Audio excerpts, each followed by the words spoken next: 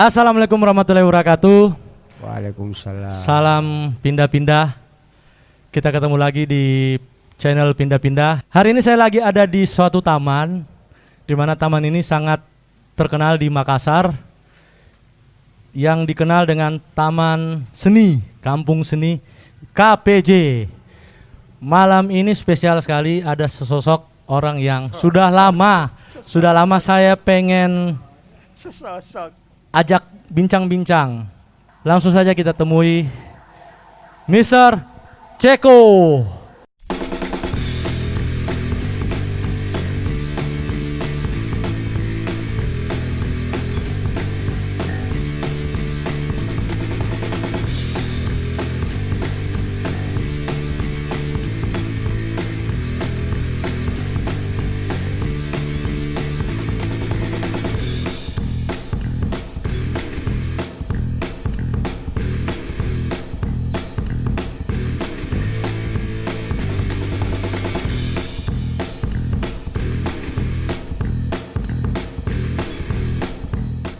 Halo, Mr. Ceko. Halo.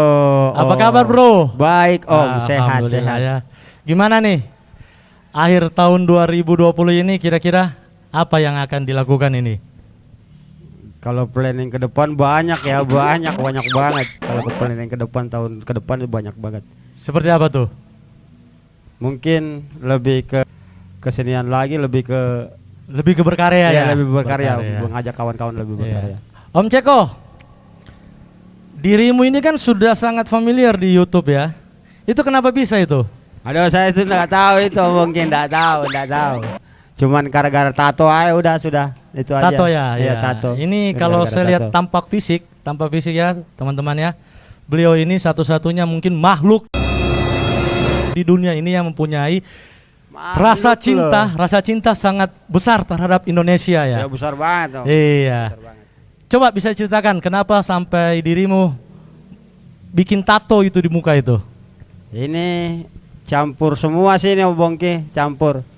Jadi 2010 awal itu dari Jakarta ke Bali naik motor berdua. Naik motor ya? 2010 ya? 2010 awal. Terus sampai di Gilimanuk beli tiket, dari Ketapang beli tiket sampai ke Gilimanuk. Ketapang Banyuwangi ya? Iya, Banyuwangi. Mau nyebrang ini ceritanya disuruh pulang. Sama Aparatur di sana. Oh ya, oke. Karena nggak punya KTP. Ya, nggak punya KTP. Pada waktu itu nggak punya KTP ya? Ya, nggak, pada waktu itu memang nggak punya KTP. Ya, terus? Jadi sampai sekarang nggak punya KTP sih. Tetap punya KTP ya? Jadi ditanya kok nggak punya KTP, di sini nggak boleh ada yang nggak punya KTP. Akhirnya putuskan disuruh pulang waktu itu. Jadi perjalanan 2 hari 3 malam dari Jakarta ke Bali itu ya bisa dibilang sia-sia. Karena langsung pulang. Nggak jadi menyeberang ini ceritanya. Nggak jadi. Cuman gara-gara tidak punya KTP. Oke, lanjut cerita. Akhirnya itu bikin gimana ya caranya ya biar diaku nggak punya KTP itu tapi tetap diaku gitu. Oke. Lanjut agak lama saya 2016. Ya 2016-an berangkat ke Bali. Sampai di Bali beberapa hari cuman ya berpikir karena teman-teman ngomong. Jadi ceritanya hari itu tetap ke Bali juga? Enggak. Pulang lagi ke? Nanti ke Jakarta. Ke Jakarta lagi, oke. Nanti 2016 akhir baru ke Bali lagi. Ke Bali lagi dengan kondisi tetap lewati jalan itu? Enggak. Saya udah nekat naik pesawat tanpa KTP. Gimana caranya naik tetap, pesawat? Jadi ceritanya kalau lewat darat nyebrang dari Pelabuhan Ketapang ke Gilimanuk itu tetap tidak bisa nyebrang karena KTP. Tapi naik pesawat bisa ya? Bisa. Oke, lanjut. Bisa. Lanjut tanpa KTP. Jadi akhirnya beberapa hari kemudian selalu dengar kawan-kawan itu bahwasanya di Bali itu harus ada bikin kipem, bikin ini, bikin itu, karena kalau enggak tetap dirazia. Jadi tinggal di sana itu punya rasa ketakutan, Om. Takut. Ya kan? Jadi akhirnya enggak nyaman. Nggak nyaman di Bali. Walaupun di negara sendiri walaupun di negara sendiri. Oke. Nggak nyaman, nggak nyaman. Akhirnya mutusin NATO. Karena memang dulu sih pengen NATO memang peta Indonesia cuman di dada. Di dada. Tapi saya lihat banyak orang udah tato-tato yang sama. Ada yang di dada, ada yang di tangan, mungkin ada yang di belakang, ada yang di mana-mana. Akhirnya saya mutusin buat gambar di muka aja lah sekalian gitu sekalian ya sekalian lebih tanggung jelas ya, tanggung. Iya. Tanggung sekalian biar lebih jelas, biar juga orang nggak nanya-nanya orang mana sih lo.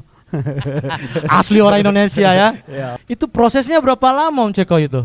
Lama banget Om. Banget. Tatonya itu ya? Tatonya cepet sih, tatonya nggak lama, 9 jaman mungkin. 9 jam itu Iya. duduk? Enggak, tiduran ini Om. Tiduran Iya. Itu tanpa putus? Putus, tiga kali istirahat. Oh 3 kali istirahat ya. Iya, 3 kali Oke. istirahat. Yang tato anak mana? Malang. Mas Tapi Unyil Hanapi namanya. Di Bali. Di Bali. Sama Iya. siapa? Mas Unyil Hanapi Mas namanya. Unyil Hanapi. Memang dia seniman tato ya? Dia seniman tato di Bali. Dia Oke. studionya di Jalan Mataram. Mataram. Iya, Mataram. Oke, pada saat jarum titik pertama nyentuh di wajah itu tidak punya rasa penyesalan. Waduh, ini muka ini ditato itu tidak bisa dihapus. Itu apa sempat terbesit di pikiran Kalau itu? saya sih tidak Om Bongki, yang marah-marah itu yang ngelihat malah. Yang nonton? Yang nonton malah yang nonton malah. Bang, udaan tuh Bang, apaan sih? Bang, udaan tuh. Oke. Ntar nyesel lo Bang. Bang, oke. udaan tuh Bang, apaan sih? Oke. Malah yang nonton yang emosi. Oke, dari proses waktu 9 jam itu bikin tato itu posisi yang paling sakit di mana Om Ceko? Yang di pelipis mata ini. Pelipis mata ya? Ya, yang di kelopak mata ini yang paling, yang pinggiran ini, yang Sulawesi dan Kalimantan ini. Sulawesi dan Kalimantan Iya. yang paling sakit Iya. ya. Sulawesi Itu dan sempat Kalimantan. saya mau berhenti dah karena sakit sekali. Tukang tatonya malah. Tukang tato yang mau berhenti ya? Tukang tatonya malah karena takut. Takut karena di matanya iya, ya. di mata. Kalau dari efek kesehatan itu gimana? Kan kalau tato di badan, tato di mana itu leher itu kan udah biasa. Kalau saya sih percaya tukang tatonya bahwa dia profesional kerjanya. Profesional luar biasa, ya? profesional. Mas Unyil Sangat itu ya? Iya, sangat profesional. Oke, nah itu ya teman-teman ya. Jadi para seniman-seniman tato itu harus mempunyai kepercayaan diri ketika kita membuat tato pada konsumen. Iya. Jadi teman-teman seniman tato itu jangan khawatir ketika kita sudah dipercayakan membuat tato ya kita Iya, Om Ceko ya. benar. Oke lanjut. Setelah itu perasaannya apa sih bikin tato di wajah itu? Ada punya saya Iya. mau bikin tato itu? Iya. Ya gimana gitu Iya. Om Ceko? Aturan di Bali itu sebenarnya kalau nato sudah nato itu 2 hari atau mungkin bahkan sampai 1 minggu tuh nggak boleh ke pantai. Tidak boleh ke pantai. Nggak boleh ke pantai, nggak boleh. Itu korelasinya di mana itu? Karena luka kan. Bukannya luka. kalau kita luka terus kita mandi di air Iya, asin itu kan? Iya, air lautnya, tapi kan debu pasir. Debunya ini yang rawan. Oke. Terus Makanya dilarang itu semua customer atau semua pasien tato yang habis nato itu dilarang ke pantai. dilarang ya. Saya enggak omongin selesai langsung ke pantai. Langsung ya. Dengan bangganya jalan tung. Sampai beberapa pecalang itu yang awalnya mungkin karena saya tidurnya di pantai Om Bongki ya. Iya. Saya tidur di pantai. Mungkin awalnya itu ngelihatnya ngawasin. Mm-mm. Awalnya ngawasin, akhirnya Iya. nggak jadi ngawasin lagi. Karena takut lihat Iya, tatonya itu ya. Bukan takut, langsung ngelihat, weh Indonesia, merdeka. Indonesia ya. Jadi saking terharunya Iya. wah. Jadi agak bangga juga jalan ke pantai, langsung gitu ya. jalan ke pantai. Hari itu berapa orang yang bikin tato di wajah itu? Sendiri saja saya. Sendiri. Om, iya. Jadi sejauh ini sepengetahuan Om Ceko itu yang bikin tato di wajah Indonesia itu ada berapa orang sih? Setahu saya nggak ada, belum ada. Satu-satunya. Baru satunya. Ya, Tapi kalau satu-satunya ya. tato Indonesia itu banyak. Banyak ya. Vidi Vera itu tato di Heeh. belakangnya, terus sastra yang MC dari MTM itu juga tato di tangannya. Tato Indonesia juga. Indonesia oh, juga. jadi yang di muka satu-satunya Iya, cuman saya. Om Ceko. Ya, itu ya, teman-teman ya. Baru 1 orang loh yang tato di muka. Siapa tahu kalau mau teman-teman juga. ya pindah-pindah mau tato di muka boleh. Kalau saya pengen tatonya di bawah telapak kaki sih. Om Ceko ini kan bisa dikatakan seniman, bisa dikatakan apa ya, punya karya juga. Nah, terkait pandemi ini ya, kira-kira apa yang dirasakan? Apakah menghambat sebuah karyanya Om Ceko atau bagaimana? Kalau menghambat karya sih enggak ya Om Bongki ya. Karena kalau karya itu enggak ada hambatan. Cuman untuk menyalurkan karya-karya itu yang Menyalurkan terhambat. ya. Iya. Untuk mensalurkan karya-karya itu yang terhambat. Tapi kalau untuk berkarya sih enggak ada, enggak ada pengaruhnya dengan pandemi ini, enggak ada. Sejauh ini sudah berapa karya dibuat ini? Lagu ya, kita bicara lagu ya. Kalau lagu itu untuk sampai sekarang kalau yang hafal itu yang ingat. Yang hafal Iya, maksudnya? yang ingat karena kan saya enggak sebagian tidak dicatat. Oh, tapi Sebagian- udah masih Iya, masih. sebagian ingat. Ah, Sebagian terus ingat. terus. Mungkin sekitar 12-an gitu. 12, Iya, 12. 12-an. Punya band Dulu ada band namanya Kampung Belakang. kampung belakang. Iya, tapi kawan-kawannya lagi pada nyari makan. Lagi ke kampung depan dia ya. Lagi ke kampung depan. Jadi yang tinggal di kampung belakang tinggal Iya. sendiri ya. Iya. Vokalis ya? Saya tukang parkir sih Om Bongki. Enggak, waktu di kampung belakang. Iya, Oh, vokalis ya. Vokalis. Ya, jadi saya dengar-dengarin Om Ceko ini beberapa belakangan ini lagi sibuk ngurusin satwa ya. Iya, satwa. Satwa apa tuh? Ikan. Ikan apa? Biasa ikan yang viral. Ikan cupang. Ikan cupang. Lagi main ikan cupang. Main ikan cupang ya? Iya, karena pas saya kan kerjanya serabutan Om Bongki. Selama Iya. pandemi ini kan kita karya-karya tidak bisa disalurkan, tidak Iya. ada tempat untuk menyalurkan karya-karya tersebut. Jadi akhirnya banting setir Om Bongki. Jadi jukir. Jukir. Ya, juru parkir. Jadi baru Tapi juru parkirnya pas di depan penjualan ikan-ikan. Jadi oh, tempat mangkal ikan-ikan. Iya. Ya. Kalau kita ngebahas tentang karya Om Ceko ya, punya insting atau referensi dari mana sih buat lagu itu? dari sekitar aja Om Bongki. Kehidupan ya. Iya, sekitar- yang sekitar sehari-hari aja. ya. Kehidupan Iya, sehari-hari. sehari-hari Jadi ke sekitar membuat lingkungan karya sekitar, ya. karena ngelihat situasi yang Situasi ada. yang ada ya. Jadilah sebuah karya Iya, ya. jadilah Itu sebuah karya. kebanyakan dibikin sendiri atau rembukan sama teman-teman? Biasa sendiri sih, kebanyakan sendiri sih. Kebanyakan sendiri ya? Paling kalau agak kurang ada kawan-kawan, beberapa kawan paling langsung share ke mereka bahwasanya apa nih, gimana nih. Oh, jadi Iya. sharing-sharing ya. Iya, langsung share gitu. Kira-kira malam ini atau hari ini mau bawakan lagu karya apa nih? Ada satu karya bikinnya di sini di KPJ. Oh, di KPJ ya? Bikinnya di Tahun KPJ. berapa? Judulnya beda. Tahun kemarin. barusan ya. Iya, Jadi barusan masih tahun masih kemarin, hot-hotnya ya. Iya, tahun kemarin. Boleh. Boleh. Didengarkan buat teman-teman. Boleh. Pindah-pindah ya. Iya, boleh. Oke, teman-teman pindah-pindah. Sebentar lagi kita akan dengarkan karya dari Om Ceko.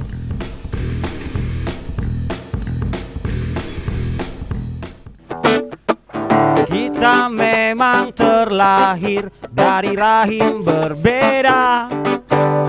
Begitu pula adat budaya. Tapi kita berdiri di tanah bumi yang sama, terlindung dalam satu negara, terbungkus dalam satu bendera. Kita memang beda kawan, kita tak sewarna, seragam, apalagi sedara. Tapi ingatlah kawan, kita berangkulan, bergandengan, buatlah keindahan. Kita memang beda kawan, kita tak sewarna, seragam, apalagi sedara. Tapi ingatlah kawan, kita seirama, sejalan, buatlah perdamaian. Kita memang terlahir dari rahim berbeda. Begitu pula adat budaya.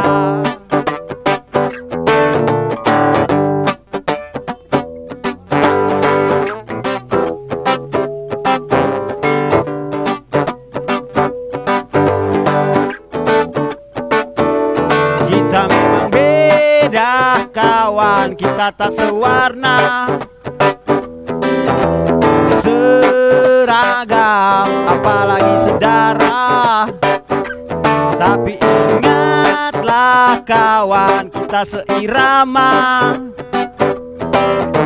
sejalan, buatlah perdamaian. Kita memang beda kawan, kita tak sewarna.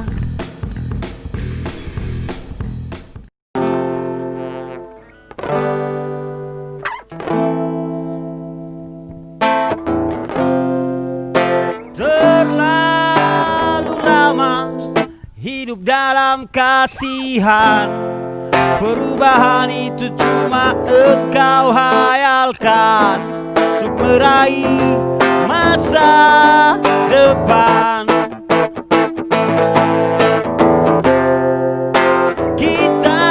Kita manusia,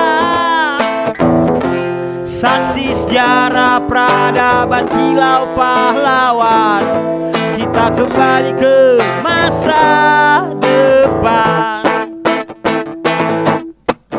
Ingat kawan, perubahan itu ada asal kita mau mencoba. Karena mimpi berarti pekerjaan, karena mimpi berarti pekerjaan, karena mimpi berarti pekerjaan, karena mimpi berarti pekerjaan, karena mimpi berarti pekerjaan, karena mimpi berarti pekerjaan, karena mimpi berarti pekerjaan, karena mimpi berarti pekerjaan.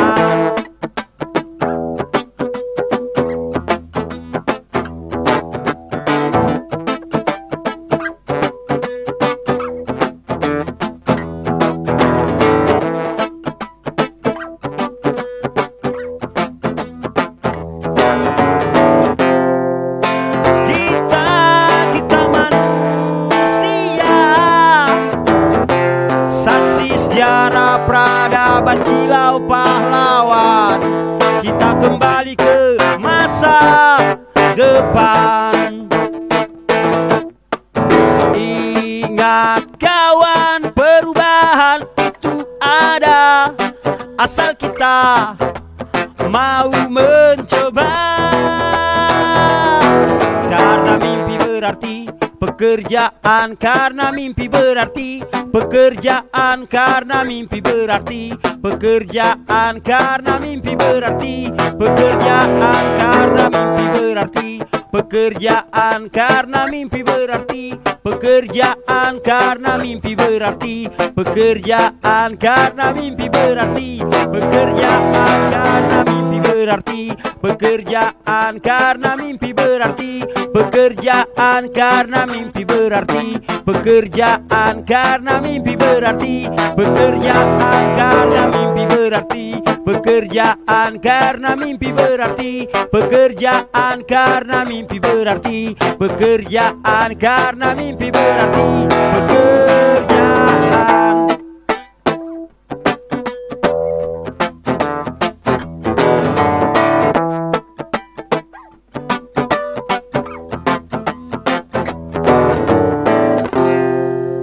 Terlalu lama hidup dalam kasihan, perubahan itu cuma engkau hayalkan untuk meraih masa depan.